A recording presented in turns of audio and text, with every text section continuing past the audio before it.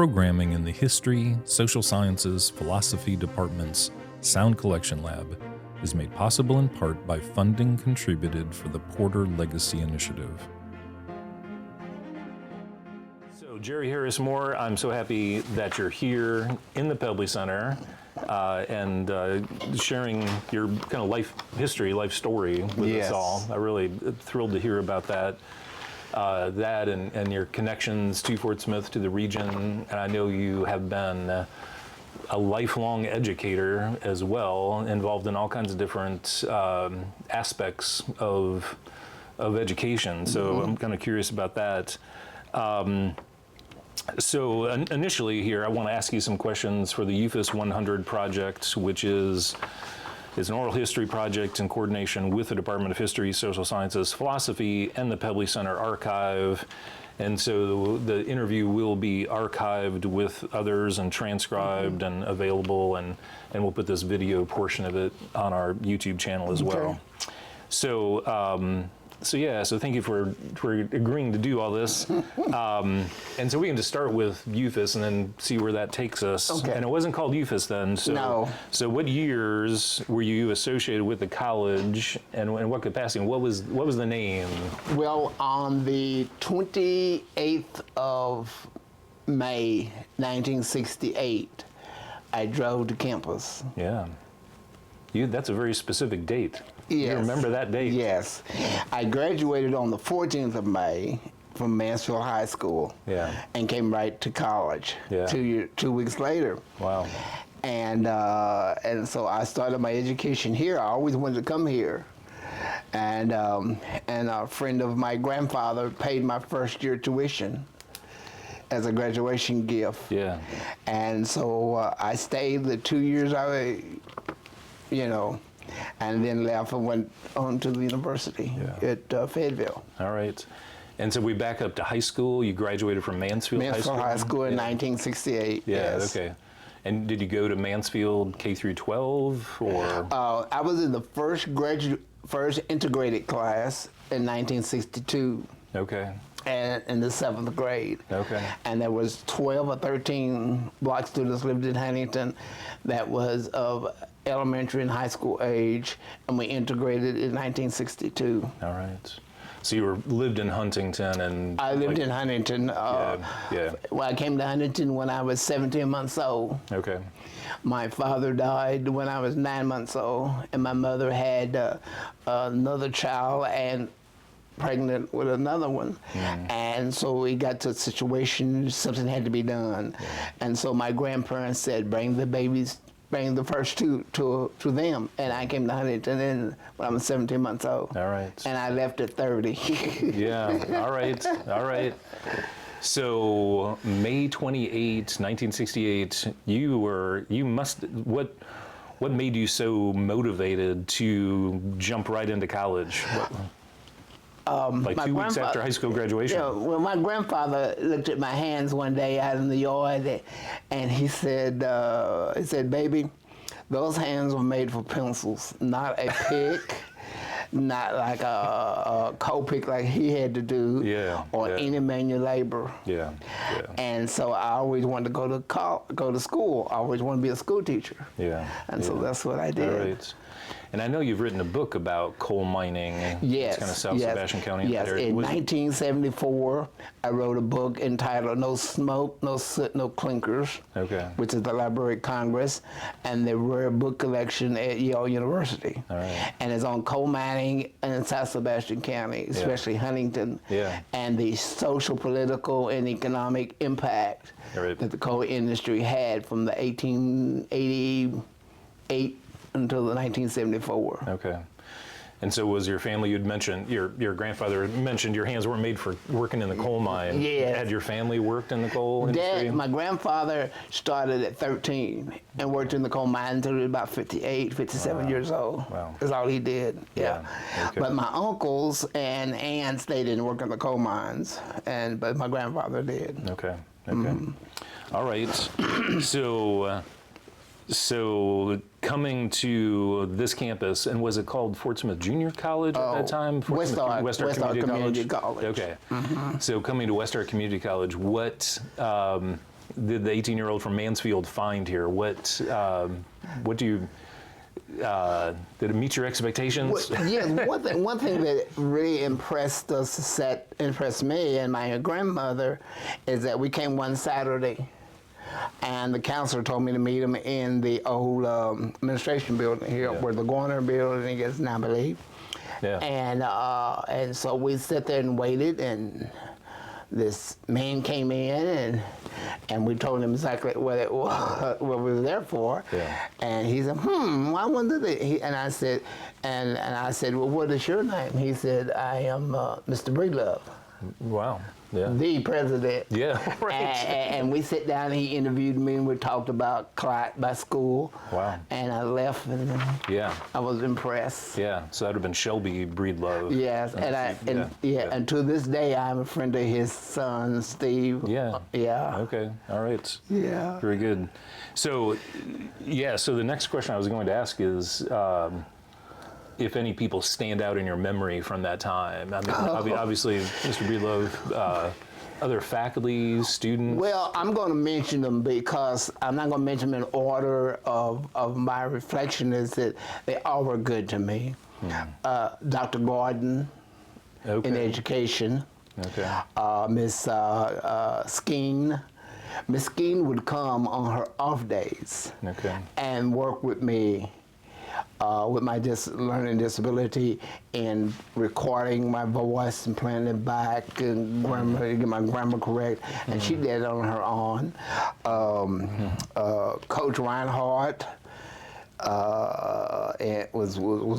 he was in the PE department.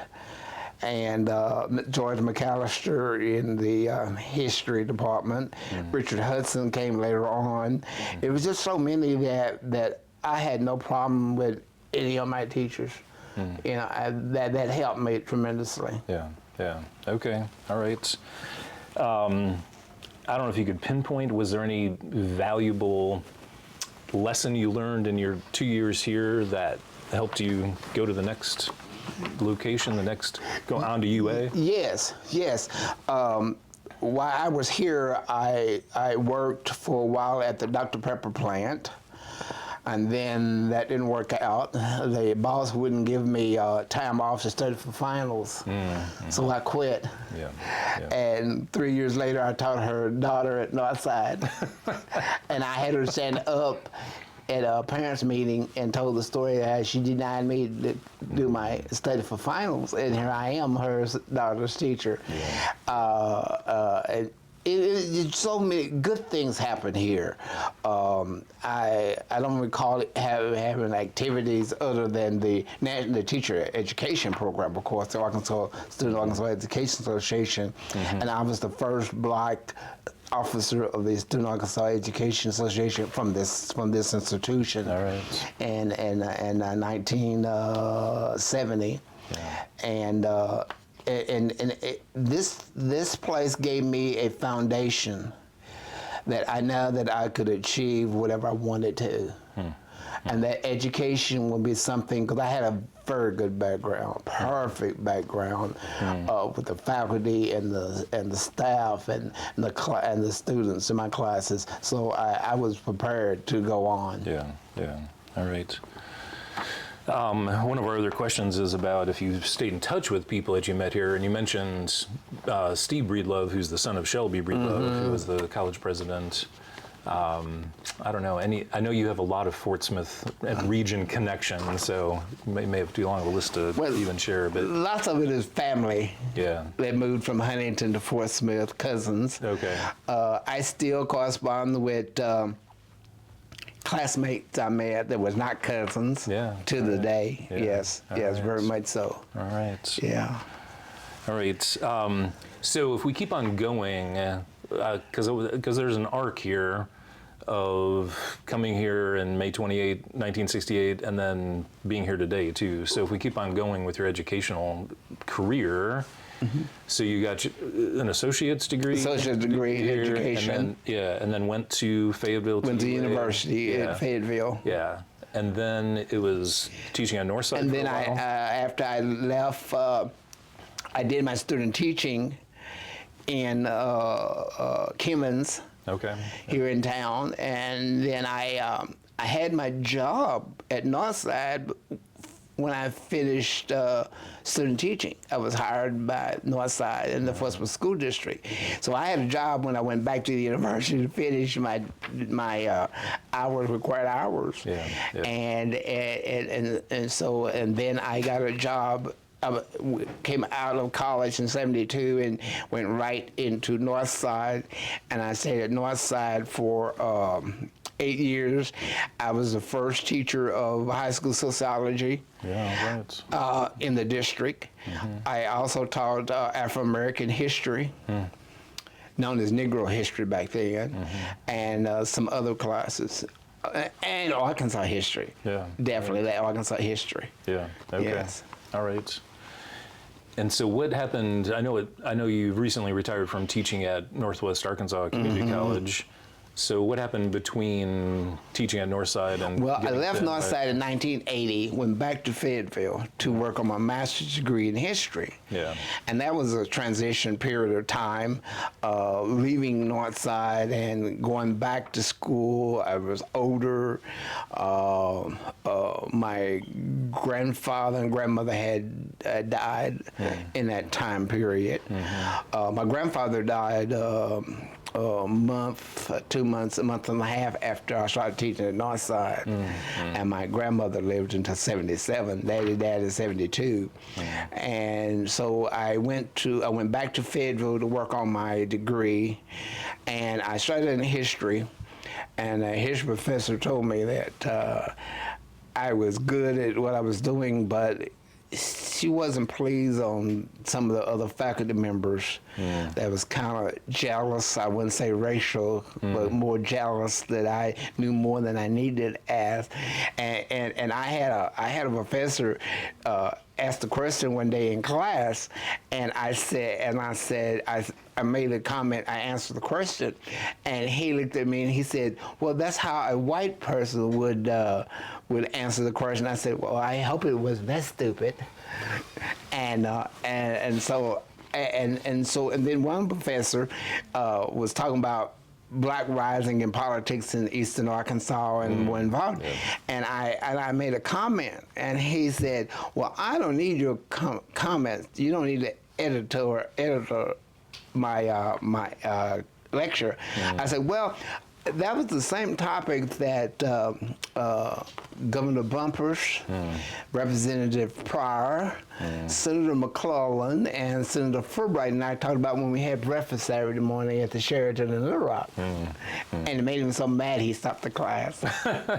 and then I got involved in counseling students that was on academic probation at the Student Development Center. All right. At Fayetteville. At Fayetteville. And to this day, I still have students that I had then, 35 years ago or more, that calls me from Florida and Pennsylvania. One of my students comes every other year to see me. And so I've had that connection. Yeah. And then when I left here and went to the university, I was still in the Student National Education Association. So I got involved on the National Election Commission, and I still correspond with my roommate that I had at the conferences. Wow. And then I decided to, in the same building was known as the Student Support Service, the TRIO program under Lyndon Johnson's educational reform, and I was hired there and stayed altogether 23 years. Wow. And then I left and went and became director of the Upward Bound program the first Upward Bound program at Northwest Arkansas Community College, and I was there from 2003 to 2014. All right. And then I taught sociology part-time while I was there. Yeah. Okay. All right. And then I retired. Yeah. All right. And recently, so what year did you retire? What year did you retire? 2014. Oh, okay. Well, from teaching sociology part-time, when you've stopped doing that? Yes. Yeah. Yes. So you did that 2024. Okay. So yeah, just the past couple of years. Yeah. Yes. Okay. Yes.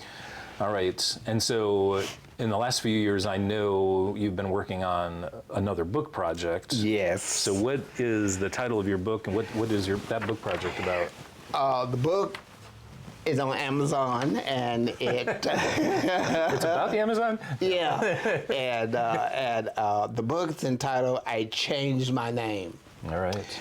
And of course, when you read the book, you'll find out. But I'll tell you, when I went to my grandparents, I was Jerry Harris Jr. And I went through all my education, and then my senior year in high school, the Social Security Administration told me that if my grandparents adopted me, I could come to college on my grandfather's Social Security. And of course, since I was 19, my mother decided that she had no say so. Yeah. And so on the 28th of April 1968. So I'd ask you about your book, and you said you were initially Jerry Harris Jr. Jerry Harris Jr. Yeah. Yeah. And so you changed your name. Yes. Yeah. As I mentioned, my dad died when I was 9 months old, and so I came to my grandparents, and then in 1968, being my last year in high school, to come to college from financial aid, which we didn't have very much of back then. Yeah. My grandparents adopted me, and so I changed my name to Jerry Harris Moore. All right. And so all the students that I went to school with, Yeah. knows me as Jerry Harris. Yeah, yeah. So when I go to the reunion, I can't put Jerry Harris Moore, I have to put Jerry Harris so they know who I am. Yeah. And then everyone from here on to now, as Jerry H. Moore, Jerry Harris Moore. Yeah. All right. All right. So in your memoir, in your book, I think you'd mentioned something, or Shelley had mentioned something to me about Choctaw Freedman ancestry, or we had talked about that on the phone. Yeah, yes. I was 34 when I met my dad's people Okay. in Kansas City, Yeah. my great aunts and uncles. And so being a student of Native American history as well, because I mentioned the connection of the Black history. And I said, and I met my great aunts and uncles, and they said we were from Oklahoma. And they told me Clearview, Ida Bale, and then Clearview, Oklahoma, Yeah. which Clearview is one of the black towns they call Yeah, yeah. in the Creek Nation. And I said to my aunt, I said, did your father or grandfather have a roll number, a doll's number? And she said, yes. And she said, what do you know about that? And so I told her about, and I worked with the Native American Ministry of the United Methodist Church, so I had this connection with many of the chiefs across the country. And so come to find out that one of my great-great-grandparents' roll number is the same as my birthday, April 26th. Wow. Wow. And then found out that my dad's grandmother was the oldest freeman of the Choctaw Nation on the Dawes Roll. Wow. And her number was 4176, I believe it was. And so that's how I figured, and didn't realize that. But on the Moore side, I am Black American and Scott Irish. My great-great-grandmother was full Scott Irish, and my grandfather. Yeah. And so I have that as well. All right. So you didn't find that out until you said you were. Well, I found out by my grandfather, but on my mother's side, the Moores being Scott Irish way before then. Yeah. But didn't find out about my dad's until then. Yeah. All right. So I was 34. Yeah. 80 something. All right. Well, In the 80s. Yeah. So you've had, like I said, quite an arc of life experience and educational and service. Yes. And I know you've done quite a bit of service work in other areas and agencies Right. as well. So, so that's extremely admirable. Right. And I've met some very famous people. Yeah. But it just happened. Yeah. I worked 2.5 years at Sparks Manor Nursing Home here in Fort Smith. Yeah. And that was a high-class nursing home for rich folks. Ward's Ice Cream and Riverside and Yeah. all of those All right. furniture companies and doctors and Yeah. and so forth. Right. And one of my patients on every day about 1 o'clock when I was over in his room helping him as an orderly, his cousin Bobby would call. Mm-hmm. And so one day my patient said to me, he said, well, the secretary hadn't called. And I said, well, Bobby calls every day. Mm-hmm. Well, Dr. McNamara, who was my patient, was first cousin to Robert McNamara, the Secretary of Defense during the Vietnam War. Right. And I talked to him every day for a long time. And I was not allowed to call him Secretary. I had to call him Bobby because of the clearance of the phone. Sure. And then on Thursday, this old gentleman would call, Bill? And I said, no, this is Jury, the orderly. And he said, I said, just a minute. And I said, Dr. McNamara, who is, it would say to me, who is it? I said, Omar. And so he said, okay. Then one day he said, that old general hadn't called yet. And I said, only person called you is Omar. Mm-hmm. And then I picked up the phone and I said, hello, Omar. I said, hello, General. And I can't tell you what he said. He said in military terms. And he said, I told him not to tell you. Yeah. I said, the only Omar I know is General Omar. Mm-hmm. He said, well, I'm that Omar. And he said, you are not to call me General. I am Omar. Yeah. So I got to call the Secretary of Defense of the Vietnam War, Bobby, and the first Joint Chief of Staff's chairperson, I got to call him Omar. Yeah, wow. And how many people from Huntington, Arkansas, or even Fort Smith have had, this thing just happened like that with me, Yeah. And so, but I think one thing that adds to this is where I came from. Huntington is 35 miles from here, but it's a different world. Huntington was a coal mining industry, so it brought people from all over the world. I could go to the grocery store and hear 3 foreign languages daily. And also Huntington was the center of the Arkansas Socialist Party. So I grew up like that. Right. And Huntington, even though Huntington has a creek that divides the east and the west side of town, and many of the young people think it was segregated. Huntington was never a segregated town. All right. Because my grandmother was born on 71 Highway. My great-great-grandparents owned land that was, on the east side of the creek. Yeah. And all my cousins lived on the east side. We lived, next door to anybody. Yeah. And so I grew up knowing that segregation was the law of the land, of course, segregation, but it was not that. We knew people in town that was maybe prejudiced, and then there were some blocks that didn't like whites, and then there were some people that didn't like the Mexicans that came to live west side of town, but I never saw signs to my memory of Jim Crow colored only, and so really. With that background, when I came to this campus, I hit some of that because of the Fort Smith was segregated. Right. And so I was hit with that, but I wasn't aware that I was better than anybody else or that racism didn't exist. Yeah.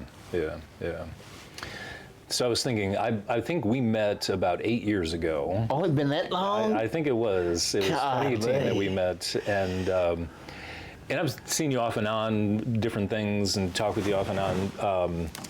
And so one thing that's always impressed me about you you're always in a good mood, and you're always extremely friendly, and always willing to help and talk with people and so on.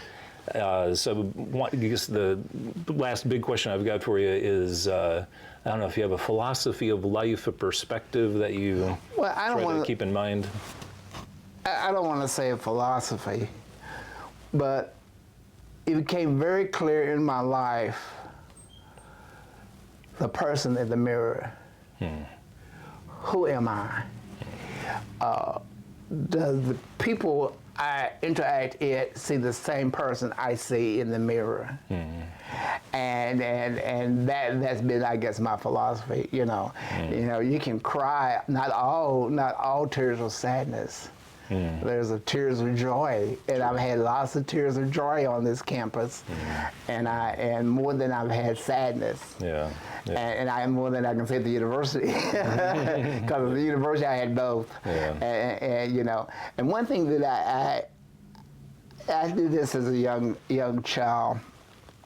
I would go to the Hunt's department store and Sears and J.C. Penney's and the boss's store, and I went up one day at the Hunt's and saw this older gentleman, and I went in and I said, "Hello, my name is Jerry Harris. I'm from Huntington." I said, "Do you work here?" He said, "Yeah, I'm Mr. Hunt." I said, "Oh, okay." And then we would go back to the store, and if he was busy, I would just wave at him. Then I went up to the Boston store one day, and I saw this older gentleman walking around, and I said, "Excuse me, I'm Jerry Harris. I'm from Huntington, Arkansas. Do you work here?" He said, "Yes, I'm Mr. Nye. I own the store." I said, "Oh, I see." And one day he said, "Jerry, come with me." He took me upstairs, and that was the segregated sandwich tea room. And he gave me a drink and a sandwich, and and he said, "Now, don't tell your grandmother." And my grandmother never knew that I would, and sometimes when she was down in the basement, I would tell her I would go to the bathroom, and Mr. Nye would motion for me, and I would go up and have a little sandwich and come back. So I think I think that's what started all of this. That I wasn't intimidated. You have a natural rapport with people. So very good. Is there anything else you'd like to share before we can close it out? Any other thoughts about? Well, this campus meant a lot to me,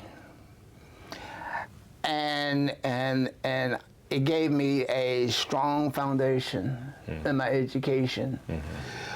But the faculty members and the staff that was here gave me that confidence that I could do whatever I wanted to do. And as long as you stayed around race and your social status, you were building your own brick walls. And so I felt like that I didn't need that. And I have broken down lots of walls because of that, but I built up some walls too because of my personality. And thank you for inviting me to do this. Jerry, it's a pleasure to talk with you. Always. Thank you. Thank you. This video is a production of the Sound Collection Lab, located in the History, Social Sciences, Philosophy Department, originating from the University of Arkansas at Fort Smith.